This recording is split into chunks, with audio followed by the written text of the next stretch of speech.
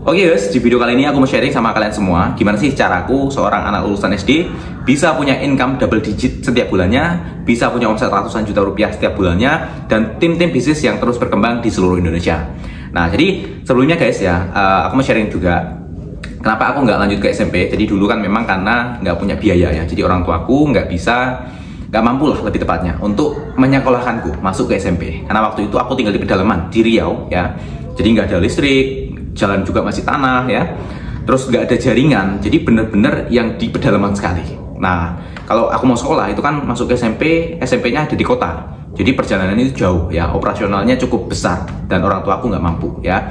Terus gimana caranya aku bisa punya income double digit, omset yang ratusan juta ya setiap bulannya, tim-tim bisnis yang terus berkembang? Nah, caranya gini teman-teman semua. Disclaimer, aku di sini nggak mau ngajarin kalian, tapi lebih tepatnya ingin sharing-sharing aja.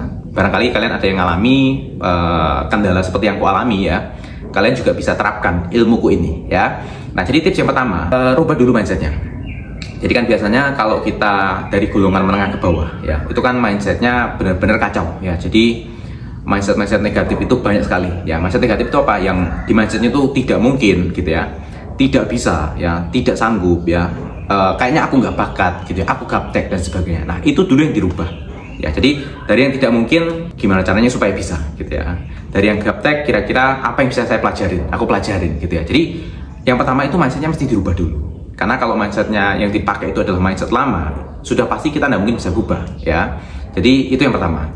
Terus mungkin ada yang nanya gini ya, cara ngerubah mindset itu gimana? Banyak di YouTube sekarang, banyak di TikTok sekarang, banyak konten creator yang mengedukasi cara menabung gitu ya, cara berbisnis ya, cara jadi content creator, banyak sekali. Intinya kalau kalian nggak males, kalian itu bisa belajar apapun ya, dan gratis di era sekarang ini. Terus yang kedua, alat yang dipakai itu mesti tepat. Nah, semisal nih contoh, aku lulusan SD, aku mau kerja, itu sudah pasti aku nggak mungkin bisa berhasil. Jangankan income double digit ya, mungkin bisa punya UMR aja sudah layak gitu ya, sudah susah gitu loh ya, karena kan backgroundnya cuma lulusan SD. Nah, makanya alat yang dipakai itu juga mesti tepat ya. Jadi aku milih alat apa ya, aku milih jalur bisnis. Jadi kita realistis aja. Jadi kalau kamu mungkin cuman pendidikanmu nggak tinggi, SD, SMP gitu ya, kamu mau kerja jadi apa? Masa CEO lulusan SD? Kan nggak mungkin ya, susah sekali itu ya. Makanya alat yang kamu pakai itu juga mesti tepat. Jadi kamu mesti pakai jalur yang tepat, jalur yang cepat ya, seperti bisnis ya. Itu kan cukup cepat gitu ya. Karena kan bisnis nggak melihat background ya, nggak melihat masa lalu dan sebagainya. Intinya kamu bisa jualan ya, kamu punya skill, kamu bisa dapat income yang lebih gede lagi gitu ya. Jadi jalurmu mesti tepat, alat yang kamu pakai mesti tepat ya. Saran aku, kalau kamu benar-benar mulai dari bawah, pakailah bisnis. Kenapa? Karena percepatannya itu luar biasa. Terus mungkin kalian ada yang nanya, kalau dari backgroundnya benar-benar susah gitu ya, apakah bisa berhasil lewat jalur kerja? Bisa, tapi kecil sekali kemungkinannya, karena kan persaingan di pekerjaan juga tinggi. Mungkin kamu pendidikanmu nggak terlalu tinggi, kamu nggak punya orang dalam, itu susah ya. Jadi pakailah jalur bisnis.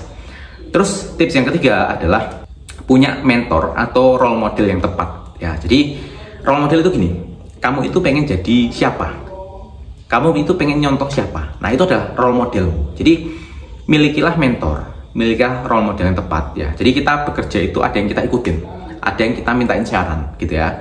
Sekarang role model banyak sekali di YouTube ya, di TikTok dan sebagainya. Tapi saran aku, pilihlah yang sudah kredibel. Dalam arti bukan cuma ngomong top gitu ya. Saya punya beberapa ratus miliar contoh gitu, atau triliunan, tapi nggak ada buktinya gitu ya. Perusahaannya nggak jelas ya.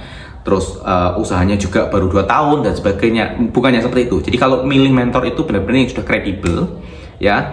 Terus reputasinya bagus.